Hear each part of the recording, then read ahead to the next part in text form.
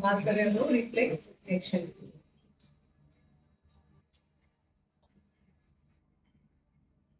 सो reflex action जैसे मैं discuss कर रही थी कि क्विक रिस्पॉन्स होता है। जैसे हमने हॉट ऑब्जेक्ट को टच किया तो हमने सोचा समझा नहीं कि हमें क्या करना है, हमारा हाथ अपने आप ऑटोमेटिकली हट गया, तो बहुत ही क्विक रिस्पॉन्स है। और most of the reflex action जो होते हैं वो स्पाइनल कॉर्ड से ही कंट्रोल हो जाते हैं। ठीक है, सो कंट्रोल्ड बाय, मैं कह रही हूँ सही वर्ड तो होना चाहिए सेंट्रल नर्वस सिस्टम। और सेंट्रल नर्वस सिस्टम का मतलब क्या था हमारा, ब्रेन और स्पाइनल कॉर्ड। और इसका मतलब होते तो दोनों सही है, मोस्ट तो स्पाइनल कॉर्ड ही काम इट इज लाइक, क्योंकि हमें बहुत क्विक जल्दी से रिस्पॉन्स करना है उस केस में, तो वो स्पाइनल कॉर्ड तक मैसेज जाएगा, फिर स्पाइनल कॉर्ड से फिर न्यूरॉन्स जो है वो ब्रेन तक मैसेज पहुंचाएंगे, तो उतना टाइम भी जो है वो ब्रेन या जो एक्शन है वो मसल्स है वो बचा लेते हैं। सो ये हो गया रिफ्लेक्स एक्शन। तो यहाँ पर जो है जो पूरा एक्शन है वो सीएनएस और पीएनएस से इन्वॉल्व है। आपके पूरे कंट्रोल कोऑर्डिनेशन को आप याद करो फर्स्ट क्लास को, तो मैंने कंट्रोल कोऑर्डिनेशन में दो चीजें बताई थी, सेंट्रल नर्वस सिस्टम और पेरिफेरल नर्वस सिस्टम। और पेरिफेरल नर्वस सिस्टम में मैंने आपको बोला था क्या है, न्यूरॉन्स, और मैंने तब सिर्फ नर्व का स्ट्रक्चर पढ़ा के छोड़ दिया था न्यूरॉन्स। ठीक है, तो अब ये जो न्यूरॉन्स है उसको भी एक बार देख लेते हैं भाई, कि ये तो हमने समझ लिया, ब्रेन पढ़ लिया, स्पाइनल कॉर्ड के बारे में बात समझ में आ गई। अब जो न्यूरॉन्स हैं वो जो है वो मैंने कहा था दो तरह की है, मेजरली दो तरह की है। कौन कौन सी बेटा, सेंसरी और मोटर। सेंसरी न्यूरॉन और मोटर न्यूरॉन। अब यहाँ पे भी बच्चे यहाँ का यहाँ लिखते थे, यहाँ का यहाँ। कैसे याद रखोगे, जो सेंस को रिसीव कर रहा है, रिसेप्टर से ब्रेन, ठीक है, जो सेंस को रिसीव कर रहा है, और सेंस को रिसीव कहाँ करते हैं हम लोग, रिसेप्टर से। ठीक है, तो सेंसरी न्यूरॉन्स जो होते हैं दे कैरीज इम्पल्स या रिसीव इम्पल्स, कहां से बेटा, फ्रॉम रिसेप्टर टू आईशी brain and spine, to brain and spinal cord में सीधे क्या लिखेंगे। अब भाई आ जाओ लोग, ये था हमारा हॉट ऑब्जेक्ट, और इस हॉट ऑब्जेक्ट को जो है हमारे राइन ने टच किया था। राइन, अब तुमको तुम्हारे यहाँ पे जो रिसेप्टर्स थे उसने किस एनर्जी को, स्टिमुलाई को लिया था, और स्टिमुलाई क्या था यहाँ पे, हीट था। ठीक है, सो ये आपकी हीट जो है वो यहाँ से स्टिमुलस ने रिसीव करी। अब ये मैसेज जो है वो यहाँ से रिसेप्टर से ये मैसेज पहुंचाया जा रहा है, और ये मैसेज चल रहा है कहाँ की तरफ, मैं कह रही हूँ सेंट्रल नर्वस सिस्टम की तरफ, या बेटर है कि मैं ये लिख दूं कि स्पाइनल कॉर्ड। ठीक है, मेजरली तो ये।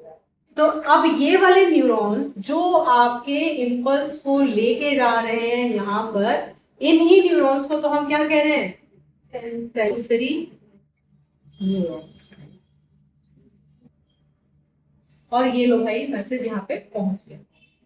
अब ब्रेन ने कहा अरे भाई ये तो गर्म है, राइन हाथ हटाओ, तो अब यहाँ से मैसेज जाएगा, कहाँ पर जाएगा, वापस से आपके हाथ के पास ही जाने वाला है। मैं इसको वापस नहीं लेके जा रही हूँ क्योंकि फिर वो सर्कल बन जाएगा, मेरे को सर्कल नहीं आर्क बनाना है।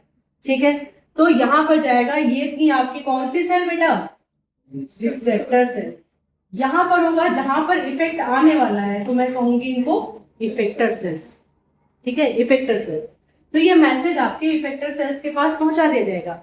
और इफेक्टर सेल्स मोस्टली क्या होंगे, मोस्टली तो होंगे आपके मसल सेल्स, या फिर होंगे आपके ग्लैंड्स जहां से फिर हार्मोन रिलीज होंगे जो केमिकल कोऑर्डिनेशन करेंगे, जिसके बारे में हम लोग अगले क्लास में पढ़ेंगे। तो या तो मसल्स होंगे या तो फिर कौन होंगे, ग्लैंड्स होंगे। ये जो मैसेज यहां से यहां पहुंचा, ये कौन लेके जा रहा है बेटा, मोटर न्यूरॉन,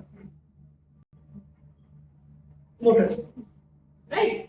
सो मोटर न्यूरॉन क्या करते हैं, इसका मतलब it takes the information from central nervous system to the effector, right? So they carry, definition लिखेंगे फिर से, they carry, ठीक है, impulse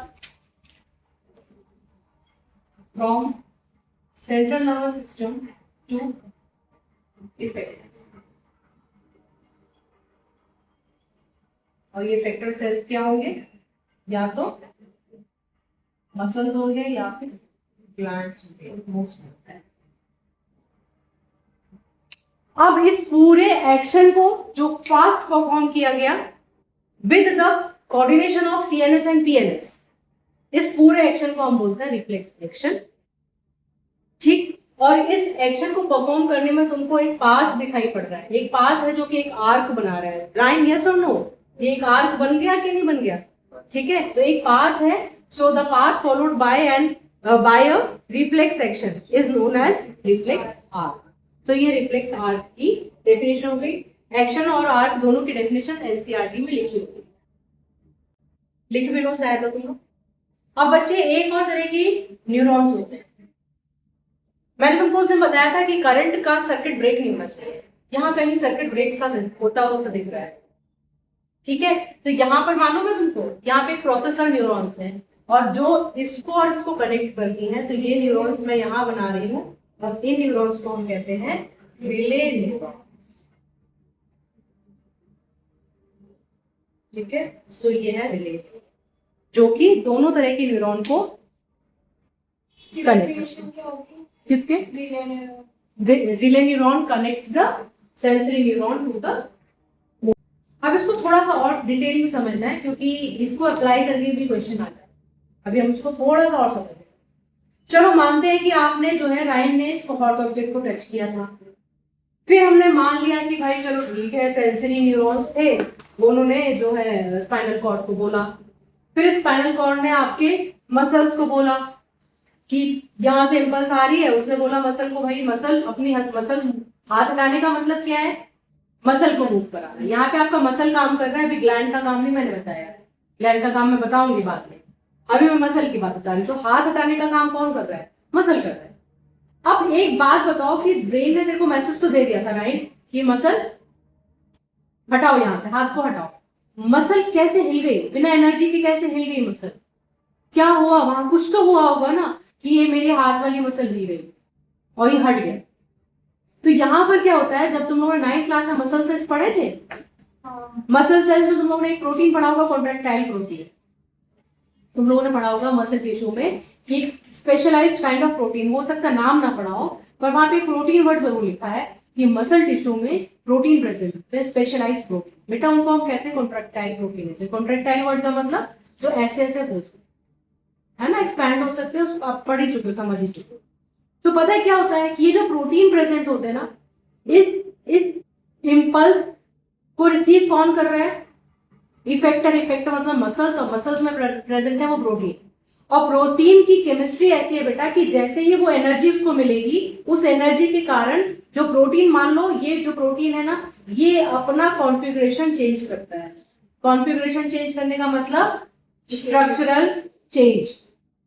ठीक है, सो ये अपना कॉन्फ़िगरेशन चेंज करता है। और भाई जब मेरे इसके अंदर प्रेजेंट प्रोटीन कॉन्फ़िगरेशन चेंज कर रहे हैं तो मेरे मसल्स भी तो अपना कॉन्फ़िगरेशन चेंज करेंगे राइट। और जब मसल चेंज करेंगे तो ये मेरा हैंड भी तो अपना कॉन्फ़िगरेशन चेंज करेगा। So this is so how the function is perform by the effector cells. So the effector cells यानी मसल सेल्स में आप लिखेंगे the contractile protein present in the muscle cell by getting the impulse या receiving the energy. कौन सी energy आ रही थी हमारे पास? Electrical energy. तो उस इलेक्ट्रिकल एनर्जी के कारण क्या हुआ? The protein changes its configuration और स्ट्रक्चरल जो टेंडेंसी थी, it changes itself and due to which the muscle respond. आ गया? समझ तो ये पूरा समझाना पड़ेगा सेंसरी न्यूरॉन से। किसमें? हाँ, अगर उसने पूरा एविडेंस दिया है कि आपने हॉट ऑब्जेक्ट टच किया था, बताओ, तो फिर आप बताओगे कि हीट एनर्जी रिसीव हुई आपकी रिसेप्टर सेल से, फिर वो सेंसरी न्यूरॉन ने पहुंचाया सीएनएस में, फिर वहां से जो मोटर न्यूरॉन्स ने पहुंचाया इफेक्टर सेल्स में, फिर इफेक्टर सेल्स में क्या थे? मसल्स थे, और वहां पे क्या हुआ? वहां पे कॉन्ट्रैक्टाइल प्रोटीन का पूरा एविडेंस। आपको क्वेश्चन को समझना है कि उसने क्या पूछा है। उसने सिर्फ रिफ्लेक्स एक्शन क्या पूछा, या यूजुअली वो आपसे सीधा क्वेश्चन पूछता है रिफ्लेक्स आर्क। तो सीधा क्वेश्चन पूछा है तो फिर आप आर्क बनाओगे और डेफिनेशन लिख दोगे, पर उसने अप्लाई करने के लिए बोल दिया तो फिर आप स्टार्टिंग से एंड तक बताओगे सारी। ठीक है, तो this is how to attempt the question. Time समझ में आ गया बेटा? अब अगली क्लास में हम लोग करेंगे पहले हॉर्मोन्स, उसके बाद हॉर्मोन से रिलेटेड एप्लीकेशन। ठीक है, बात समझ में आ गई अच्छे से? एनसीईआरटी लेके आना नेक्स्ट क्लास में।